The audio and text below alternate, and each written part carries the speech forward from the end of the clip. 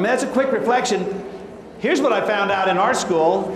You can go from 92% attendance up to 95% attendance in 2 years if you'll accentuate the positive. I have some schools, though, if we could only have an effective attendance policy.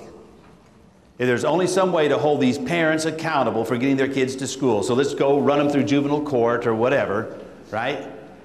In order to get the kids to come here. Let's send out these nasty letters to them and let's have them come from the circuit court or wherever it is. Let's get them, all right? That's not what happened for us. We changed attendance by accentuating the positive, by recognizing the kids who were there. Not at the end of the year. I love it.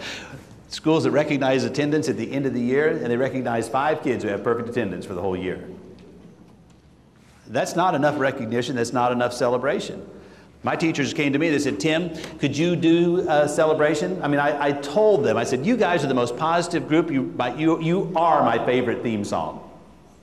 All right, how many of you have a theme song that you kind of have rolling through your head all the time? Anybody here have a theme song? You drive to work and you got that, it kicks in, you're so excited that you just, raise your hand if you have a theme song. Be honest, come on, there's a song, there's a guy back there. Okay, theme song, yes, we got people with theme songs. Okay, yeah, I thought so. I mean, I would roll up the car windows and I'd go off to school going, educate someone, come on, boom, boom, boom, boom, get an education, right? I drive to work, so bring the good kids and the tough ones too. We're going to educate whatever we do. Come on now, right? But I told these teachers at Campbell, I said, you guys are my theme song. You've got to accentuate the positive and eliminate the negative and latch on to the affirmative and don't mess with Mr. In-Between, right? And I asked them, I said, okay, so let's think about the positives, about attendance for kids. They said, well, I bet if you came up and celebrated with the kids every single day, maybe that would help. Anytime we have perfect attendance, would you come up and do something? I said, sure, I'll be happy to. There's a little communication audit that's supposed to go through your head. And one of the questions is, what do you plan for? Okay, what do you celebrate? What do you plan for? What do you monitor? What do you model? What questions will you ask? What are you willing to confront? All the time going through my head. Except for when the first kid came down and said, Mr. Brown, we have perfect attendance. Will you come to the classroom? I said, sure. And off we go. We're going upstairs and going, what am I going to do? What am I going to do? What am I going to do? I forgot the what do you plan for part, right? So I get up there, and by the time I'm up there, I found one. I found an attendance song. Now, we are the Cougars, right? And you guys are all kinds of mascots. What are your mascots here? Frogs? Frogs? Panthers? I saw a panther somewhere. Tadpoles? Platypus? No, I feel sorry for schools that have lame mascots, don't you? I mean, it's, what do you do? What if you do the Disney Dolphins? Give me a dolphin call. I don't know what you do, right? Here's the deal. By the time I got to that classroom, I was ready. I said, oh my gosh, guys, everybody's here today. This is so great. Everybody's here today. Your teacher doesn't have to reteach things. You get to learn with your friends. Everybody's going to get the assignments done. I mean, this is awesome. That's the kind of stuff, boys and girls, that gives me goosebumps. And when I get goosebumps, it makes me feel like singing. Will you sing with me? And they go, sure. You know how elementary kids are. Actually, my middle school kids would do that too. And I've seen high school kids, if we're willing to take a chance, right? So I go, okay, here's, do this one with me. You guys, let's just do an attendance one, right? Ready? Just follow my lead. Heidi, Heidi, Heidi, hey! Heidi, Heidi, Heidi, hey! Everyone is here today. Everyone is here today. Hardy, hardy, hardy, har! Hardy, hardy, hardy, har! We're so glad to be Cougars. See, they don't have to be good, but you do have to do it with enthusiasm, right? Cougars, har! We do cougar growls in our school, right? By the time my career was over with, I had developed 7 attendance songs. 7 of them, right? No one wants them. They're just... Next time you have, let me challenge you. Next time you have perfect attendance in a classroom, and Vicki is in the building or Matthew's in the building, go, come on. We're going to go do an attendance thing, right? I pulled our attendance supervisor up one time. I said, come on, everybody's here in this classroom, let's go celebrate. And she just looks at me and said, come on, Marty. I mean, she's this little old gray-haired lady that's just as sweet as can be. Very nice. She comes up and we do the whole thing. I said, okay, boys and girls, everybody's here. What song do you want to sing? And they said, let's do the jazz version. Let's do the jazz one. I said, okay. And so the kids would click their fingers. Would you do that with me? When the bell sounds, yeah, and we check that roll. Woo! I don't want to see empty seats. Ha-ha! No one's missing from this classroom. It's time to give a cougar cheer. Arr, I say cougars. Hey, watch out! And the kids was now the last words the kids sing on that song. So watch out, we're coming back. Right? Wouldn't you want your kids saying that? Watch out, we're coming back. I turned to Marty. So be careful when you turn to Matthew or Vicki on this thing. I turned to Marty and I said, I bet you have an attendance song. She looks at me and goes, I hate coming to your school just for this reason. I said, come on, you're going to come up there. And she came up and she said, well, I have a favorite song. And she put her hand up in the air, and she put her leg up in the air, and it's like, hoo-ga-tooga. And she's doing this and she's doing this kind of thing, you know. And then she's spinning around, waving her arm in the air. I'm loving it, you know. And then her words started, the song started turning to words about smoking and drinking. And so we had to stop her. Say, whoa, let's try another song. You know, I said, I love the movement. I love the song. The rhythm is great. It's exciting. And the kids were following it. But we got to change the words. And she did. And she came back. And she taught us the hooga-tooga in an attendance assembly, right? Look, kids with 80% below attendance. Where is that? Did I move that slide? Attendance below 80%. You can move their attendance. It's not just about the parents. It's about frequent celebrations about what's important in your school. In the book Good to Great, anybody read that book? Jim Collins' study of good companies who became great companies. And his research team identified certain characteristics of these great companies. He said the great companies all had several things in common. You could see them throughout the company. He says one of the things they had in common is they celebrated frequently their small wins. And that's frequent celebration. He says it wasn't big stuff. It wasn't big parties and that kind of stuff. It was just a way of celebrating each other, or celebrating accomplishments of goals, or celebrating what's important in your business.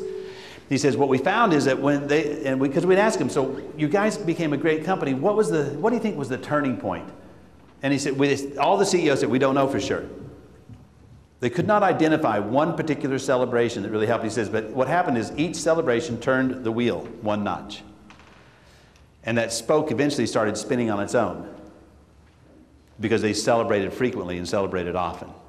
80% attendance, below 80% attendance, and they have the likelihood of dropping out of school, you would do something about that. And it could be something as simple as, let's celebrate you. And I don't mean celebrate kids. We had to change the ones that go, oh good, Johnny finally decided to grace us with his presence. That's not the celebration we're looking for. We're looking for the one that says, you're all here today. You know, we're looking for the one that says, on the intercom, at the end of the day, when you're making your afternoon announcement, say, and these are the classrooms where only one student was absent, and here are the classrooms where all students were present. Let's give them a cougar growl. Arr! Some way of celebrating what's going on. If you have poor behavior, how many of you think that's a result of just the parents?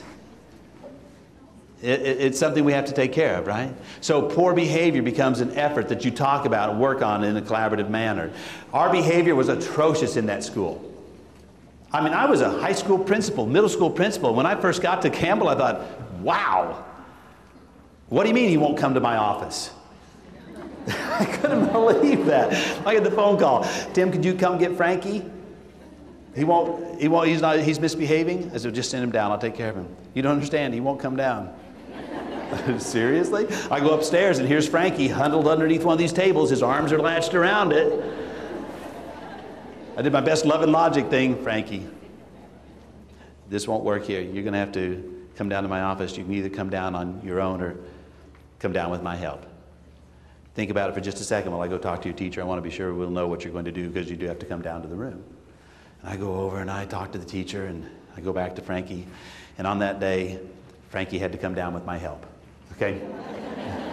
But you know what I mean? But we got better.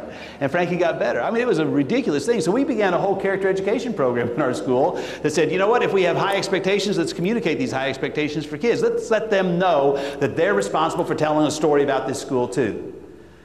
And so yeah, you guys get people to do things so differently, don't you? Right? It's about behavior. My teachers changed my behavior too. The first day they came to me and they said, Tim, could we go with themes, a theme this year? They had heard about branding your school for the kids, you know, and great companies brand themselves. They have slogans and mottos that permeate the organization. And so they said, yeah, let's do a theme. I said, what do you want to do? I had written a letter about the first year, you know, the beginning of the year, bring all carpenters, all, you know, technicians, all the people who are going to build a great school and a great school year, that kind of stuff. So the teachers came, well, we like your letter, so what we'd like to do is go with this theme, build a brighter tomorrow, one brick at a time. What do you think? I said, well, I'm not so sure we should call our kids bricks, but let's give it a shot. You know? And they said, and you can be Bob the Builder. And I said, who's Bob the Builder? I had no idea. Next thing I know, I've got a hard hat on, I've got a tool belt on, we're going, Campbell Cougars, can we build it? Campbell Cougars, yes we can, right? But to stand in front of the kids on the first day of school and ask them this question, what do you think? If you were building something, if you were a builder, what are the first things you have to have? Tools, what else? Plans, what else? Materials, money, blueprints. I heard all those answers from our kids, and then I said, here's the thing. I think that the first thing you have to have if you're going to build something is a vision of what it's going to look like when it's finished. Let me share with you my vision of Campbell. Let me tell you what I think people are going to start saying about this school. And they're going to say it because of you, the students in this school, and because of the teachers in this school. They're going to say it because we're going to be the kind of school that accentuates the positive. I actually sang that song to them. That's what we're going to do. We're going to eliminate the negative. We're going to latch onto the affirmative, and everybody in this community is going to know what this school's all about. Because here's what happens sometimes, boys and girls, they hear different stories, and that's not the right thing. We work hard here. Your job is to be brighter at the end of the day than than you are at the beginning of the day. Put your mind on the business of today. Let's get started with our learning. And I told them, I said, when we have a guest teacher in this building, we never called them substitutes. We referred to them as a guest teacher. I said, when we have a guest teacher in this building, I guarantee you what's going to happen is they're going to be here, then they're going to leave, and they're going to go somewhere else. They'll go to another school in this district, and they're going to tell a story about you. What do you want that story to be? I think we ought to be telling that here. When they go to some other school, they ought to be saying, man, those kids at Campbell are unbelievable. Those teachers at Campbell are unbelievable. You change behavior by accentuating the positive, by finding those things that connect to kids and helping them fill buckets, their own buckets, as well as the buckets of others. And for failing math grades and failing English grades, when they have that kind of potential of dropping out of school because in 6th grade, they have developed these learning gaps, we've got to do something about it. Here's our challenge, is to keep thinking about why would we do this work and what are we going to become as we try this. We have been at this now for about 90 minutes, all right? Which is a good time for us to take. Is it 90 minutes? Yeah. Good time for us to take a break.